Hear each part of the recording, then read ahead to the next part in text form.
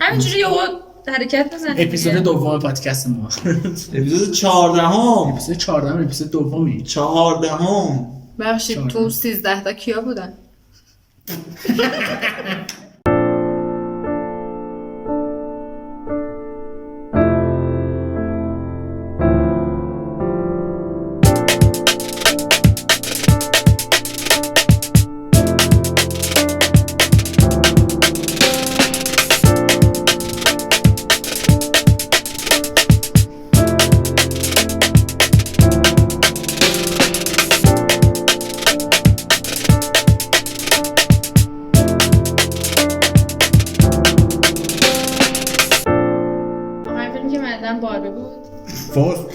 افتضاح ترین فیلم هایی بود که تو زندگی دیدی؟ من باربی دیدی؟ آره. خیلی چرت واقعا مسخره بود.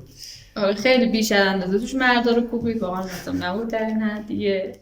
اجازه بده تاکسینا یه بعدی آورده فکر کردم همش پره، کلا سه تا کلمه توش نوشته از زهبی رو بریم 4 تا خط کشیدم 3 تا کلمه از اول اونجا بیرون خیلی خوبه. نبوغ تو این متوجه اینا نیستی. از زهبی کاغذ رو دهنه رو باز کن راجع به این حرف بزنیم. خیلی هم یه توضیح متفکرانه من برگم چه کنم. خدایا من میرم پادکست خودم رو میزنم نمیخوام. اما رو من شما ایده مونده. خب بچه ما دانشگاه میریم تا اونجایی که اداره دارید. برای مهم نیست. من و پریسا دیگه ترم آخرمونه. نه که من تمام شدم. بعدش رو پریسا آره پریسا تمام کرد، من و مهدی موندیم فعلا. هم کردی؟ خب یه مردازت یه چیزی داشتیم فهم کردیم که ما اصلا قراره بعد دانشگاه چیکار کنیم واقعا. جوانای ما بعد دانشگاه چه غلطی میکنن؟ واقعا برنامه شما چیه؟ یا زن میگیرن یا شوهر میکنن. یا شوهر میکنن. دیدیم با چشای خودم. ببین من دیدم همه میخوام مهاجرت کنن بعد دانشگاه. خیلی دیدم که مثلا میگن قصد مهاجرت دارن یا مثلا میگن که برن شمال زندگی کنن یا برن شهرستان زندگی کنن. چرا؟ آره میگن کوچ کردن. کوچ کردن. چی میگن؟ بخواد به شما رفیقای خودم خیلی هاشون شمال زندگی میکنن. مثلا میخوام بگن که خارج نتونستن برن ولی میرن شمال زندگی میکنن. آره. مثلا یه تغییر تو زندگیشون داده باشن. تهران هم خارج بعد تهرانی میرن. میرن شمال زندگی. خب تو پلنت چیه؟ تو که اصلا دانشگاه نمیری؟ من خریت نکردم دانشگاه نرفتم چون که خودم از ازدواج گفتم. منظورت چیه؟ دوام شد. ما خیلی خوبه، ما پیامبر نه بابا اصلا شما داستانی نداری. آره دیگه کار و کاسبی حمالی خیلی خوبه. هر چیزی من یه فقط پلن مردا، مثلا یه زن نمیتونه پلن کار کاسبی داشته باشه. الانه که چند تا زن بعد باربی رو براش پیدا کنیم. دوباره اینجا رو ببین کنار خورد و خاکشی بیاد. بخوام راجع به NFT NFT خب یعنی که شما میرید کار هنری انجام میدید، ترجمه باید دیجیتال باشه. بعدش میذارن توی یه سایتی، خب قشنگ اینجا مثل دیوار میمونه. عکس میمون. آره هرچی. فکر کنم اینقدر پیچیده نیست. میگه توی سایت آپلودش کرد. میذاری باشه، بعد یکی میاد میخردش. این میشه توضیح کارش. اما اصلش اصلا این شکلی نیست. ببین یا اینکه مثلا تو خب باید یکی پشتت باشه. من این کارو میذارم، اصلیتش این. تو کارو میذاری، بعدش خب میذاری هیچکی نمیاد بخرتش. همین میگفتن تو NFT کن کارت فروش بره. اصلا این غیر منطقی ترین حرفی که دارم میشنم. تو وقتی این کارتو میذاری تو NFT یه سری آدم دورتن، یعنی یه گروه هم. خب کارتو یه آدمی که غریبه است نمیخره. رفیق صمیمیت میاد کارتو رو میخره. یکی مثلا یه کاری آپلود میکنه خب بعد مثلا یکی میشناستش میاد میخره، بعد این چیزش میره بالا، بعد دوباره یکی دیگه میاد اینو میخره، دوباره یه رفیق دیگه‌اش میاد اینو میخره، باندن میشه میگم. بعد اینجوری میخره، بعد این ارزش مجموعه اون طرف میره بالا. مثلا یه مجموعه آپلود کرده 100 تا کار توشه، مثل ارز میمونه. دیگه الان همه فهمیدن چه رو بره. آره دیگه الان فهمیدن همونه دقیقاً همین چیزی. چرا من طول کشید؟ مثلا من کارم گذاشتم تو میاد میخری پول میاد تو جیب من. بله. بعدش من دوباره همون پولو میرم دوباره مثلا دوباره برش کارتون رو میخرم و یه نفر غریبه که نه منم نه اینه نه تویی میاد کارتون خر میشه. اونجا سود دیگه هیچکی از اون نمیخره. خب باشه الان مثلا شما فکر میکنید تو کارهای کلا جهانی اینا هیچ باندی وجود نداره؟ چرا؟ همه چی باند داره. الان حتی سلبریتی ها، بازیگرا، خواننده تمامشون پشتشون بانده. الان چجوری یه خواننده میاد توی یهو جهانی میشه؟ همه چیز مافیا داره. خب ولی خب اینش اینم مافیا خودشو این داره. خیلی تابلو بود، چون میدونی مشخص تابلو باشه بود. تو ازش پول در بیار. تو چرا ببین شما میگردی منفیای یه مسئله رو پیدا میکنی، تو مثبتاشو پیدا کن. همون دیگه این اون موقعی که باب بود مثلا بذار من امروز فکر می‌کنم بیزنس چجوریه؟ شما یه ایده خیلی نو خوب داری که اینو می اجرا می‌کنی تا مثلا مدت تا برات طول داره، یا اینکه نه ایده ای نداری، نه ایده ای که درست مثلا برای مثال کار فودکار همین چیزیه. آره یعنی مثلا اینا ایدهش یه نفر آورد بعد خیلی زیاد شد، همه اومدن از ایده این زال افتادن به جونش. اون ایده تا کی جواب میده؟ تا موقعی که بابه دیگه الان همه دارن ضرر میکنن، هر کی مونده تون داره ضرر میکنه. پس چیکار بکنی؟ اگه ایده نداری باید بپری از این ایده به اون ایده، با این ایده به اون ایده خودت هم که نیست دیگه، ایده بقیه رو استفاده کنی تا وقتی که هست بازش پول داره. NFT هم همین بود، تا وقتی که باب بود بازش پول در آوردن. اونی که نگردش اون فکر مثلا داره بورد میکنه چی شد؟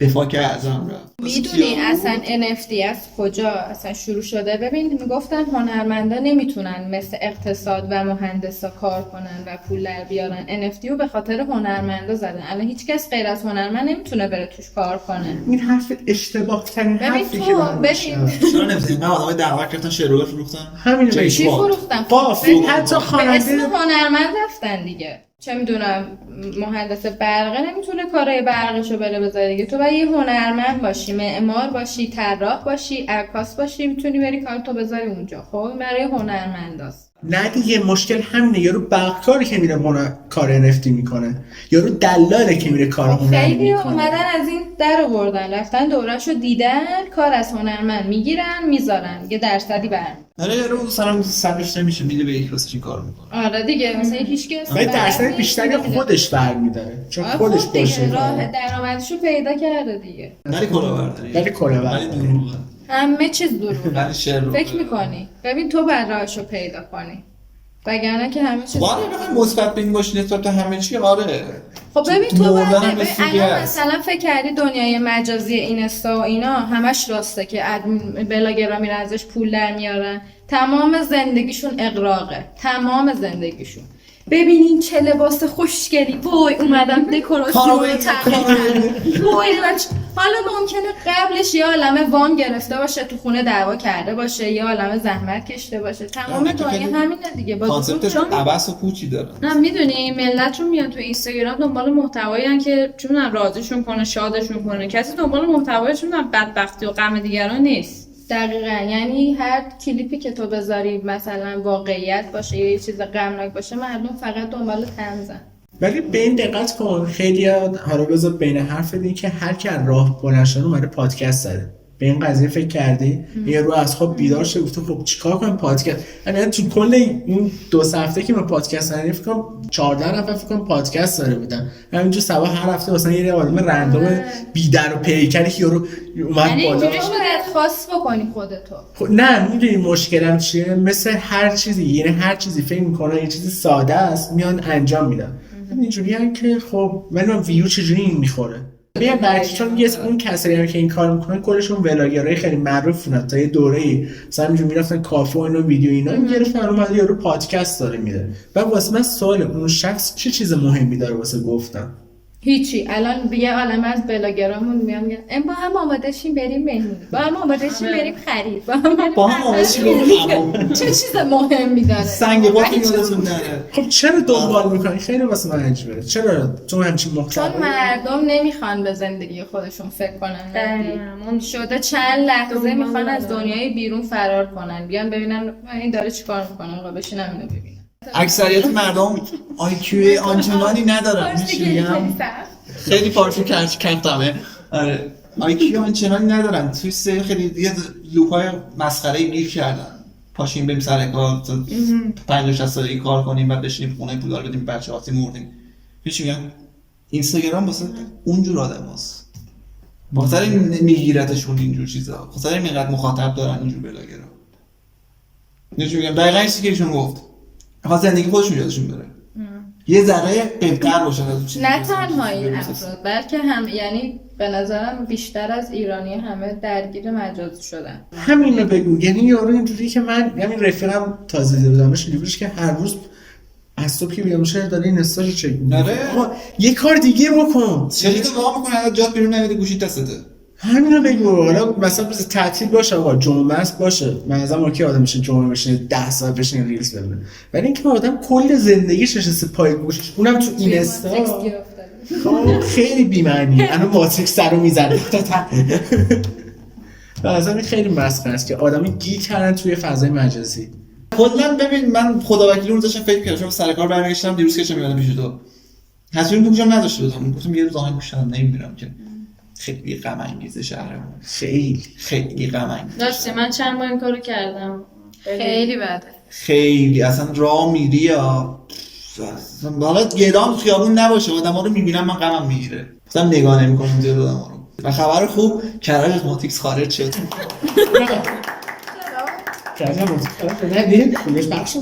فیلم کرج از ماتریکس خارج شد حالا ماتریکس چیه؟ منظور این از ماتریکس چیه؟ بعد اصلا میشنوی ماتریکس اول چیزی تو ذهنت چیه؟ فیلم ماتریکس. بعد جالب میشه که اصلا قبل از اینکه اسم فیلم ماتریکس رو بسازن هیچ کس ماتریکس رو اصلا چیز تو ریاضیه. میدونی اون نظامی رو میگن که روی مردم حکومت داره بعد تو باید از اون پیروی کنی طبق دستورمون زندگی کنی بعد میگه که تو از اون بیا بیرون دیگه روزمرگی گیر نکنی. آره. گوسفند نباشه. این واسه اوشون میگفتم. اوشون شما نمیبینید ولی یه نفر پشت دوربینه. خیلی تشکر ویژه میکنم صاحبخونه. داشت ماتریکس رو میگفت. آره کلا گوسفند نباشه دنبال گله رو نیفتن. یه گوسفند از در بفره پایین بقیه گوسفندام دنبالش میرن. سعی گله میشه غلطی نمیتونه بکنه.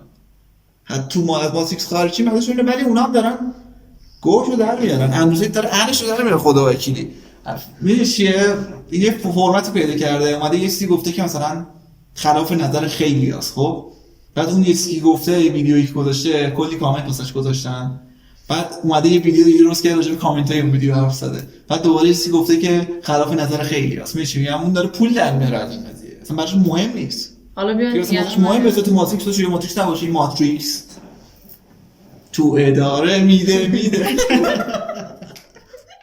داشتم میگفتم بعد جریدن دقت کنین توی ریلز این حساب خیلی جریدن مد شده میگن خارج جای خوبی نیست کانادا افتضاح دلارا بالاه نمیتونین خونه بخرین ایتالیا نمیتونی خونه پیدا کنی اگر به وطنت برگرد وطن اصلا اشتباه کی بهت پول داده یعنی بعد همشون هم میگن که من اگه خودم بودم نمیرفتم کانادا زندگی کنم میمونم تو کشور میمونی تو کشور خودت چه رفت خودت دیگه خب بیا برگرد دیر نشد نه بعد تایتل ویدیو مثلا اگه من زودتر نمیدونستم هیچ وقت نمیومدم اینجا گوزو بعدش مثلا همه اینجوری هن که وقتی که بیای سختی داره خب معلومه تو بدون هیچی داری تو تهران واسه کرج سختی داری فکر کشور دیگه است بعدش یه چیز عجیبی که هست همه دارن مهاجرت میکنن نمیدونم قضیه رو دقیقاً یا همه دارن مهاجرت یا همه تو ذهنشون اینه که یه روزی قراره مثلا از این کشور برم خب فقط برم بعد اگه دقت کنی خب اینا رو گفتم که به این برسم که خب چرا نمیمونن تو کشور خودشون حالا شاید الان بگین نه کارت اشتباهه ولی به این قضیه فکر کن همه دارن مهاجرت میکنن که یه زندگی بهتری داشته باشن خب درسته تو چرا اون سختی که داری توی کشور دیگه میکنی تو کشور خودت انجام نمیدی چون با اون میزان تلاش که داری تو این کشور خودت خب میدونی چیه مثلا تو ماشین قیمت میکنی فرضاً 300 میلیون خب تو یه سال واسش کار میکنی سال بعد 300 میلیون نیست اون ماشین دیگه سال بعد یه ماه بعد ثبات نداری خارج از کشور به درآمدی که میرسی خب میتونی اون حالا نمیگم در آیندهش همون یک سال تو و ماهیانه تو میتونی خیلی خوب زندگی کنی ولی تو ایران نمیتونی ولی به این قضیه فکر کن اونجا مالیات داره فلان داره بهمان داره بازم پولت کم میشه حقوق تو بیشتر ببین اونجا میتونی پس انداز داشته باشی اینجا پس انداز تو خرج کنی آخه الان داشتم هم دیشب داشتم رفاهت بیشتره اینجا مالیات میگیرن رفاهت هم میدونم چی داره میبرن دیشب داشتم ویدیوهایی که مثلا داشتن میگفتن بعدیا رو داشتن میگفتن یارو اومده اگه کشور دیگه اومده اینجا ولی بازم داره مثلا سگ کار میکنه اگه میدونی جالب بشه تو فکر نکن بری خارج میتونی مثلا یه کار خیلی خوب و درآمد اینجا تاش توی سوپری داری کار میکنی قطعا همینه تاش داری زندگی نه اصلا تو تا 5 سال سوپر اگه داشته باشی خیلی وضعیت خیلی خوبه اسنپی اسنپ هم نمیتونی باشی چون که یه مراحلی بعد طی کنی تا بتونی تو اونجا کار زیاد هست حالا اینطوری هم نیست که هیچی نباشه کار میدونم کار هست ولی اسنپ نداره خاک برسر اوبر داره خود درآمد اوبرشون هم بد نیست ولی نه به این قضیه شما دقت نمی‌کنید که اونقدر فرقی نداره، یعنی اون سختیه رو میکشی باشه تو میدونم آزادیه رو داری، یا مثلا میتونی هر کاری بخوای، اینترنت راحت بالا میاد، یوتیوب راحت بالا میاد. من ویدیو دیدم یارو کارتون خواب بود ولی تو استرالیا بود، بعد گوشی داشت با چه کیفیتش خوش فیلم میگرفت. خب من اینجا درستم نگم من هوملستم اینجا، و اینکه امیدوارم همه هوملس های ایران هم مثل من بود وضعیتشون. واقعا باشه. آها منظورش بود که وضعیتش خوبه. راضیه. کارتون خوابه ولی راضیه. اینجا تو آینده معلوم نیست. نه اگه بخوای توپ گذاری بکنی باید به این فکر باشی که اینجا نمیشه. اگه نمیتونی اینجا نه باش برو اون بس. همون تخمات خوبه. بچه‌هاته. همین که آره دیگه. هم واسه تخمات. اگه تو موقع تا آخر عمرت تنها بمونی که همینجا بمون. اونجا مردم خیلی از محلهاشون اصلا کلید قفل کردن، در نداره، درشو باز. در ماشینشون میبندن. دوز نه چیزی به نام الان آلمان کمترین دوز داره دیگه، همه کار میکنن. دیگه اونا خلافاشونو کردن دیگه. همه اونجا کار میکنن. نه حالا کشتن دیگه. واسه دوز باشه. یکی از دوستان اونجا بود میگفت که خودمش اونی که دوست بود. اون که دوست بود. میگفت که اونجا حتی پیرمرداشون سن بالاشون بازنشسته میشن میرن سر کار، نمیشینن تو خونه. میگن زشته به ما بگن بازنشسته است نشسته تو خونه، براشون افت داره. میرن حتی مثلا چه میدونم یه سگی مثلا ببرن بگردونن پولشو بگیرن، یا تاکسی پس فروشی. با توجه به حرفایی که زدیم مهاجرت کنیم. اینجا کشور خارج مهاجرت میکنیم. اینجا جای موندن نیست. واسه تخممون هم بهتره. ولی یه چیز اونجا بد داره، دستشویشون آب نداره. وای نمیدونم اینشو من چیکار کنم. باشه بریم خارج، من اینو چیکار کنم؟ شلنگ میفروشن.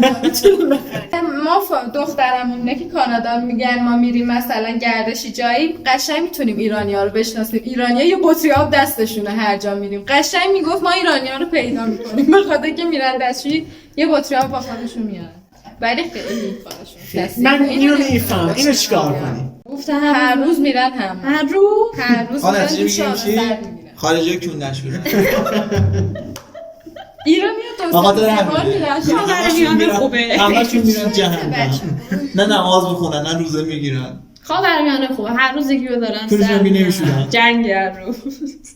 خیلی خوب. خاورمیانه اکشن فیلمه. خیلی خوب.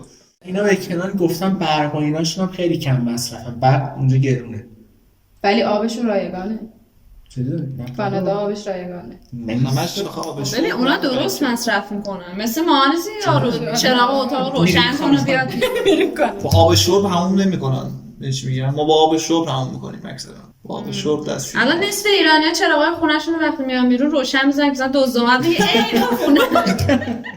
بعد اینجوری هست که از قدیم مونده. چرا؟ واقعا اینا خونن واقعا چیکار نمیریم تو. این تقصیر تنها در خونه است. ببین یکی این حساسیت رو دارن مردم، دومیش اینه که بابا میگه پرده رو بکش که از بیرون ما رو میبینه. اون پرده رو بکش وقتی ما رو نمیبینه. مثلا داریم یه میرقصه با آهنگ تو وای ما رو نبینن اونور ما داریم پرده رو بکش. پنجولات درمن قابونه بینید درمن. مهمان برنامه هستن. مهمان برنامه بابک. بابک گوشات برن و پریسا و پریسا شهر ترافیک. شهر ترافیک. فرق گربه و سگا میده چیه؟ اونا میگن میو اینا میگن ها. این سگ اون گروه. نه شما مثلا این سگ میری تو خونه هست، بعد سگ تو ذهنش اینجوریه که مثلا این آورده من تو خونهش بهم غذا میده، بهم محبت میکنه. خدای شکرت چه صاحب خوبی. حتما این خداه دیگه. اصلا نمیفهم صاحب چیه که فکر کنم حتما این خداه دیگه. حالا گربه چی؟ این من آورده تو خونهش بهم غذا میده، بهم محبت میکنه. من خدا راست میگه. دقیقاً همینه. میخوام من گربه دوست دارم. شبتون بخیر. خیلی متشکرم که تا آخر اپیزود تماشا کردین. گل مثل آمتون. یه آهنگ میخوندی روزونو بخون. سعود سفیری بولی هر یه ما اربعه میذارم تماش کنیم چنل یوتیوب هم چنل سابسکرایب کنید. چنل ساب بفرست واسه بابا بس رفیق عقب مونده بفرست واسه ددی. بس رفیق اون رفیقت که 10 میلیون پول ماشینش شده